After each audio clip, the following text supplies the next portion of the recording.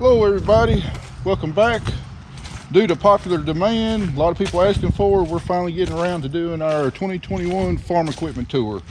However, this is going to be a little bit different than probably some other farm equipment tours you got. Not only are we going to show you the equipment and the models and everything, we're going to tell you how many hours is on each piece of equipment and how much we pay for it, and also what equipment you replaced.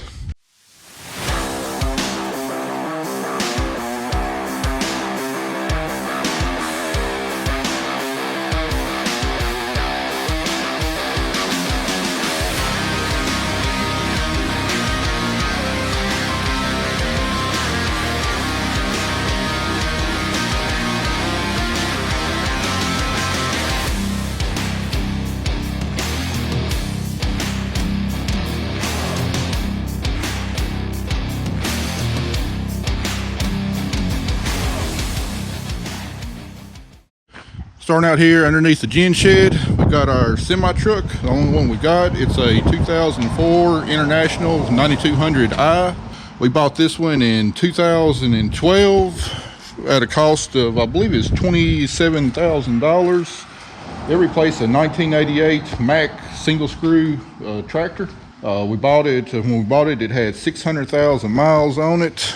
And right now it's got, I think, about 725,000 miles on it. Still in mighty good shape, and because it's one of the pre-emissions trucks, it's one we're probably going to hang on to for a good long while. Our international truck here has a Caterpillar C12 motor in it. Runs along, hauls 1,200 bushels just fine. Right beside it, we've got our 2005 model Sterling flatbed water truck. Got a 28-foot bed on it. It's got a Caterpillar C9 engine in it. We got a 3,250 gallon water tank on it and 2 mixed vats on it and hose reel. We use this truck for hauling water to the field whenever we're spraying. It actually replaced a 1976 Ford S700 old Coca-Cola truck flatbed that we had 2 1,000 gallon water tanks mounted on it. We bought this truck 4 years ago at a cost of $21,000. And then all the equipment we put on it cost us an additional $19,000. So we're in this truck for right at $40,000. Coming inside the old gin building here, this is probably the oldest piece of equipment that we own. I believe it's a 1956 Ford 841 Powermaster. My granddad actually bought this brand new around 1956. I don't know how much he gave for it. I know it wasn't that much, but it's been in the family all this time, and I actually semi-restored it about 10 years ago. Of course, we still use it some, so the paint on it is not perfect. But we just use this as a general chore tractor around the farmyard here. Just look at the trailers and haul them around with it. Here's our Caterpillar forklift. We bought this at the end of 2019 for a cost of $7,200. Right here we got a 2007 New Holland T6010 tractor with a Woods 215 front end loader on it. We bought this one brand new in 2007. It replaced a Ford 7600 open station tractor that unfortunately took a dip in the pond. We use this tractor primarily right now running the module builder in the fall. We also use it as a chore tractor throughout the year. However, up until 2012, it got used quite heavily as a hay tractor whenever we were in the Bermuda hay production business. Currently, it's got, I believe, around 4,700 hours on it. Out of all the New Holland tractors we got, this one has definitely been the closest to a lemon. We've had quite a few problems with it over the years, but no, we haven't had anything terminal yet. On the back, we got, before we bought that forklift, this is what we had for a forklift. It's an old forklift mast that we rigged up to go on a 3-point hitch. Last thing we got in our old gin building here, we got 3 24-foot trailers. These are actually the trailers we use out on the Zombie Trail paintball in the fall. These are 3 of the 5 trailers that the business that runs the Zombie Paintball owns. And we store them in here for the winter. Each of them has got bench seats and mounts for 12 paintball guns on each trailer. All right, starting out under the trailer shed here, we've got our two bigger New Holland tractors. The first one here is a 2015 New Holland T7.270. We bought this one brand spanking new in 2015 and at a cost of $167,000. And it currently has 3,400 hours on it right now. We use this tractor primarily for planting and pulling on the grain cart, and also use it sometimes on the fertilizer buggy whenever we're running variable rate fertilizer prescriptions, because this is the only tractor that's wired up with Green Star, and that's what our fertilizer buggy takes to run the controller on it. We bought this tractor to replace a 1992 two-wheel drive Ford 8730. Right beside it is another New Holland T7.270. This one is actually a 2013 model. We bought this one midsummer of 2018 to replace 2010 model New Holland T7040. This is the one. That tractor was actually the one that burnt up on the American Farm, the TV show that we were on. It burned up right after wheat harvest, and we had to scramble to find this one. We actually bought this one in Colorado. At the time, I think it had 1,700 hours on it, and we bought it for $109,000. Currently, it's got about 3,000 hours on it. Both of these New Holland tractors have CVT transmissions on them. That's one reason we had to go to Colorado to find this one, because finding a used New Holland mid-size tractor with a CVT transmission is practically impossible. All right, right here in front of the tractors is, I believe it's early 2000s model John Deere 1560 no-till drill. It's a 20-foot wide model. We've upgraded with a bunch of Needham Ag parts. We bought this planter real late 2018 at a cost of, I believe it was $17,000. It replaced a mid-90s model John Deere 750 drill, 15-foot wide. Behind the grain drill, we've got a Redball hooded sprayer. We bought this about 10 years ago at a cost of $2,500. We bought it from our neighbor. It is a 12-row wide hooded sprayer, and what it's designed to do is spray herbicides up under the hood. So primarily in cotton, you spray herbicides that you can't spray over the top, kill weeds, and that way you can kill the weeds without damaging the cotton. We have also modified this one with drops in between each hood, and we also use this in the spring to do our kill strips and our cover crops, to where we band herbicide right in between the hood. And we do that to kill the cover crops, so we've got a clean seed bed to plant into, but the cover crops can still keep growing in the middles to help provide weed control. Moving on along, we've got a Forest City do-all. It's a 6-row do-all, 20-foot wide. I have no idea what year model it was. I know this thing was a rust bucket when my dad brought it in, and I guess the early to mid 90s. I remember painting it. I think he gave $1,500 for this. Doesn't hardly ever get used. About the only thing it gets used for is whenever we do any dirt work with the dirt pan. We'll use it to go behind and smooth it up. Right here we got a water wagon. I have no idea how old this thing is. Probably went back to the 60s. My granddad, when he was in the fertilizer business, had a whole fleet of these and used these to haul liquid fertilizer to the field. So we've had this thing as long as I can remember. It holds 750 gallons. So about the only thing we use it for now is in the fall. Whenever we're picking cotton, we use it to haul water to the field to fill the cotton picker up, just so we don't have to drive our water truck out there, because we don't need all that much water. Beside that equipment, we got a KBH module builder. This is actually the second one that we bought. We bought it 2 falls ago to help speed up our cotton harvest. Bought it at a cost of, I believe it's $2,500, and it came with an automatic tramper. Unfortunately, as soon as we got to the field, I think we built 2 modules, and we wound up having to completely replace most of the hydraulic system, the pump, and the valves, because the pump went down. So wound up not being quite as good a deal as what I thought it'd be. But overall, it's for the last year and a half, it's done us a good job. Beside the module builder, we've got a 2010 model Jet hopper bottom trailer. It's 38 feet long. This one replaces I think it was a late 90s Jet 30-foot trailer. This trailer will hold about 1,200 bushels of corn, so it's quite a bit bigger capacity than what our older one was. Got a few places where we repainted and it looks like it didn't hold good, but we bought this trailer in 2016, I believe, at a cost of $19,000. But beside the jet trailer, I believe this is a 2012 model Case 2162 35-foot Draper header. We bought this one. We bought our 7120 combine. It's we bought it at a cost of $33,000 at auction. We wound up purchasing this in 2016. This header replaces a Case IH 1020 25-foot soybean header that we ran on our old combine. Carrying the header trailer around is an First 42-foot header trailer. Got 4-wheel steer. Bought it at the same auction with a header on it. Right over here we got a few more tillage tools. This is a Kraus 21-foot disc.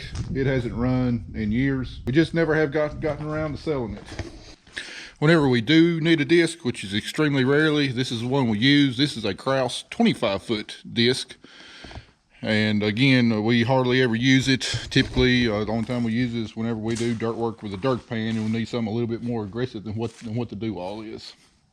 Beside the disc, we got the original module builder that we bought. I believe my dad bought this in 1996 at a cost of around $15,000, which was a good deal of money at the time.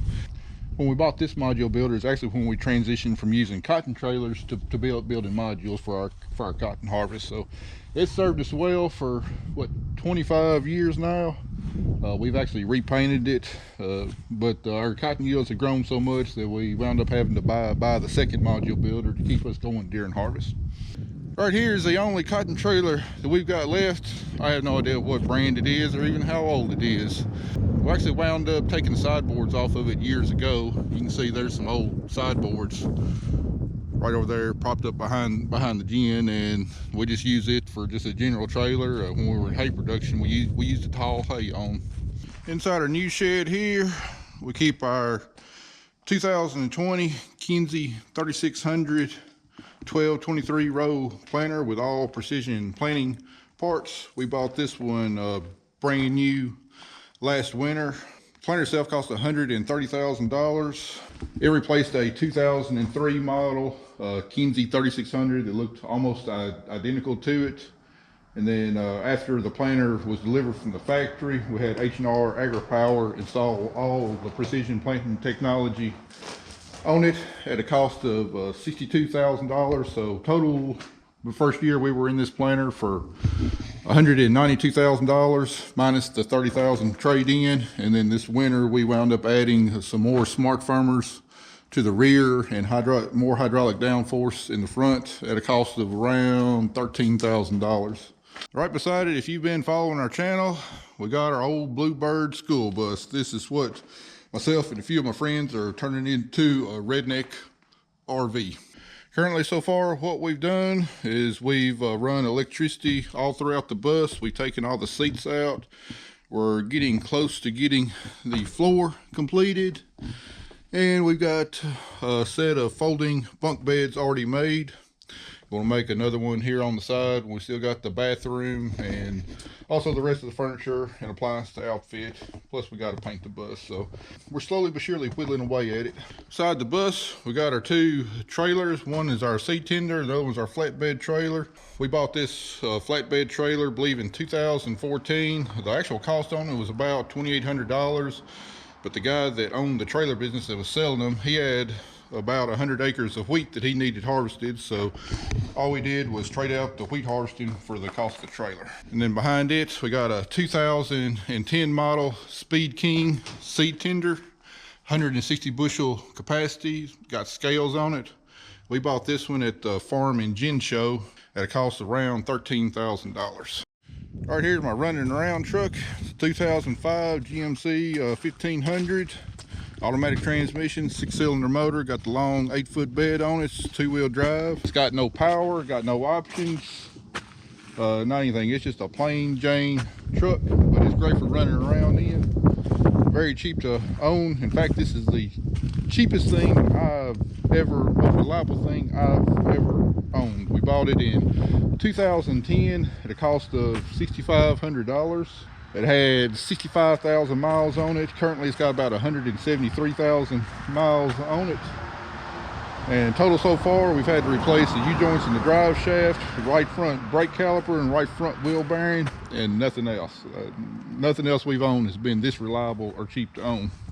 Coming down to the shop, we got our 2018 John Deere R4038 sprayer, brand spanking new to us this year. Got 100-foot booms, 1,000-gallon tank on it. It replaced a 2008 model John Deere 4830 sprayer with the same size tank and the same size booms. This sprayer right now, we bought it had 2,700 hours on it, kind of high hours for three years old. But it was owned by Holland up in Co-op and did a whole lot of custom spraying. We bought this sprayer for $158,000, and then we proceeded to put a $30,000 lift kit on it, and we got $5,000 in the wheel shields right now. Only reason it's sitting out here and not in the shed is because we just got done using spraying our wheat the other day. It's got the newest John Deere Generation 4 monitor and in the John Deere 6000 receiver on it. All right, right here in the shop, because we were working on it this last week, we got our 2012 model Case IH 7120 combine. This is perhaps the most famous combine in all of America. We bought it used in the winter of 2016-17. Used it first in 2017. Currently this combine's got 3,500 engine hours on it and 2,400 separator hours on it. And the reason I say this combine is perhaps the most famous in America is that first of all, it was featured on the American Farm, our 2018 season, and it was described as a $1 million combine, which it wasn't. We actually bought this combine for $110,000 used. I think brand new it listed for about $375,000, but we bought it for $110,000, and it replaced a 1999 Case IH 2366 combine that we'd run for quite a few years. Second reason it's considered famous because this is a combine that almost killed me last fall whenever the corn header came off the front of the feeder house and the combine wound up jumping it. But we've got everything on it repaired. Most of the damage was up in the cab. There was a few other bits and pieces that we had to replace, but overall it did good for us the last 4 days of harvest this last fall after we got it back from the dealership from getting repaired. And we got the last few things on it fixed, and it should be good to go for a 2021 season. Right here we got our 2018 Can-Am HD5 Defender.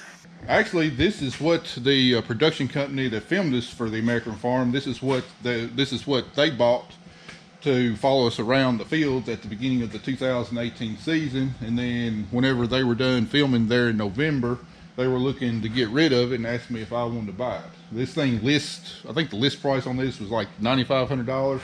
I wound up getting it from them for $4,000, so I thought it was a pretty dang good steal. This is primarily what we use going around the field all summer long with a spot sprayer in the back, looking for pigweed and taking care of them. Our dog wound up getting a hold of the seats this winter and tearing them up, so that's what it's in here for, is to replace the seats. Right over here we got our service truck. I'll do a lot longer, a more in-depth video of this thing here in the near future. But what it is, the 1997 Chevrolet 3500 ton truck with a flatbed on it. This actually replaced a 1976 Chevrolet C20 truck, but everything on the flatbed I built. We bought this we bought the truck for a cost of $4,000 back in I believe it was 2015, and we put about $10,000 worth of equipment onto the bed of the truck. But this truck's got pretty much anything we need to make any repair in the field. Right here got a 1999 Honda XR 400 dirt bike. I've actually got it set up as a dual purpose bike to be legal on the road also. Do quite a bit of early crop season scouting on it. I bought it 2 years ago at a cost of $2,500. Coming over here to our bigger equipment shed. This is where we keep the last of our bigger equipment. Starting out here, we got a 2003 model John Deere 9986 cotton picker. I apologize for the dim view. We're starting to lose daylight, so I'll speed this up as much as I can. But this cotton picker replaced a 1992 John Deere 9965. We bought this cotton picker, I believe, in 2013 at a cost of $93,000. And since then, we've had the heads completely gone over, reworked, both the front and rear drums and the top of the cabinets at a cost of about $75,000. This cotton picker's got 3,200 engine hours on it and 2,300 fan hours on it. Beside the cotton picker, we got our KBH 20-foot bowl buggy. This one is made for 6-row machines to hold the extra volume. It replaced a KBH 16-foot bowl buggy. We bought this one same time we bought our second module builder at a cost of $2,500. Ironically, the 16-foot bowl buggy that my dad bought brand new in 1996, he paid $11,000 for it. But because, like I said, most everybody's gone to module pickers around here, this kind of equipment is not in high demand, so they will pick it up real cheap. Behind the bowl buggy, we got our J&M 875 grain cart. We've got scales on it. Don't know what year model it is. I suspect early 2000s model. This grain cart replaced a John Deere 400 and a John Deere 500 grain cart that we were both using. We bought this grain cart at a cost of $15,000, and I believe it was in 2010. All right, right here, what we got in pieces is our fertilizer buggy. The reason it's in pieces because we just had this frame sandblasted and painted again. Boy, don't she look nice and shiny. It's starting to get some real severe rust up under the bed, and we wanted to preserve it as long as possible. Anyway, this is a 2009 model Newton Crouch variable rate hydraulic fertilizer spreader, high crop. We bought it at cost of $20,000. I believe it's in 2009. It's got a 5-ton fertilizer box on it. Hope to get it back here in the shop next couple of days and get it put back together. All right, right here is the first and most likely the last brand new truck I will ever own, considering the cost of pickup trucks nowadays. But it is a 2006 Ford F-250. Got the 6-liter diesel, 6-speed manual transmission in it. Bought it brand new. Actually ordered it from the factory, 2006. Still running strong. Right now it's got 123,000 miles on it. Ever since I bought that GMC, I don't drive it near as much just because it does cost so much more to run and operate. We primarily use this one for any kind of towing that we got to do, or if we need a second vehicle to go somewhere, we'll hop in this one and go. All right, what we got sitting here on the ground is our brand new Cornhead. Well, it's brand new to us. The 2020 model GTS X10 Cornheader, 12-row wide. It's actually 38 feet wide. We bought it after harvest this year at a cost of $71,200. It was a demo model that Advantage Mid-South was using. We actually demoed for. We got a video up about it. Originally, when we demoed it, we had no intention of even considering purchasing it because we had a perfectly fine Case IH 3206 6-row Cornhead that we were getting along just fine with. But a few days after we got done demoing, that Cornhead got totaled in the combine accident. So after we got set up with insurance, we called Advantage Mid-South up, told them whenever they got done demoing it for the year to give us a holler. We were very interested in buying it, and we were able to work out a price for it. Right now it's sitting on the ground because we've got a brand new Mar 35-foot header trailer ordered. It hasn't come in yet. We'll actually put our 35-foot Draper header on the new header trailer, and then we'll put this one on the 42-foot header trailer whenever it shows up. All right, Dylan Joyce, this is the moment I know you have been waiting for. This is our John Deere 4440. Not exactly sure what year model it is. If I had to guess, I'd say it's about an 81 or 82 model. We bought it 3 years ago at a cost of $25,000. It came with a John Deere blade on it. This tractor actually replaced a 1965 model John Deere 5010 tractor with a front blade and a Ford 7700 tractor that we use primarily to bush hog with. When we bought this tractor, it had 10,000 hours on it. I think currently it's got a hair over 11,000 hours on it. When we bought it, it did not have duals on it. We bought the duals, put it on there, and we've had to replace the clutch in it. But other than that, we really haven't had to do too much. Oh, we've had to replace the AC compressor in it, but it's been a real good, strong tractor for us. It does have the 8-speed power shift in there, which if you don't know how to run it right, it will break your neck with its hard shifts. All right, right behind it is a bush hog that stays hooked to this 4440 for most of the year, because primarily all we use this 4444 is bush hogging with. Occasionally we'll use the blade for some greater blade work, but don't know what the year model is, but this is a Rhino SR 240 bush hog, 20-foot wide. We bought this at a cost of, I believe it was $8,000 or $9,000. Same time that we bought this 4440, we bought it as a package, and this replaced a Rhino SR 15 bush hog that we had. Last but not least, got the last two pieces of equipment to go over. This is a Ford 15-foot disc. It's been around as long as I can remember. I remember this is a disc that I learned how to plow ground on way back in the day when we were running a Ford 77, two Ford 7700 tractors and a Ford 7600 tractor. This is a disc that I learned plow on. You know, back in the day, you know, we didn't do no-till. We were all conventional till and made a lot of trips across the land with this disc. Right now, it gets used maybe once every five or 6 years. If we got just a little bit of real light tillage that we need to do, we'll pull it out and use it. Right here, last piece of equipment I got to show you is our I&J roller crimper. We bought this brand new in 2015. We actually bought it from Dave Brandt in, just south of Columbus, Ohio. Whenever we started planting green into cover crops, we were not set up to plant green into cover crops, and just had terrible problems with the cover crops wrapping up on the planter. And during the middle of planting cotton, I made the decision that we needed one of these so we could get our cotton crop planted, and I drove up to Dave Brandt's house overnight. I left out that day at about 2 o'clock in the afternoon, got up to his house about 9 o'clock that night. They loaded it up on the trailer for me. I was back here at the farm about 7 o'clock the next morning, and we were in the field with it at about 8:30.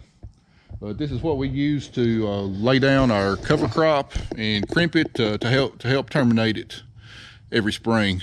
We bought this at a cost of $17,500. Well, there you go, guys. That covers pretty much all the equipment we use on the farm in a given year. I hope you found it informative, especially with the hours and the cost of it. You know, the funny thing is, we pay so much for a lot of this equipment, but other than the sprayer and a couple of tractors, most of this equipment we only use 2 or 3 weeks out of the year, and then it's sitting under shed the rest of the week. So it just goes to show you how much capital it takes to actually own a row crop farm. All these different pieces of equipment that you need to invest in.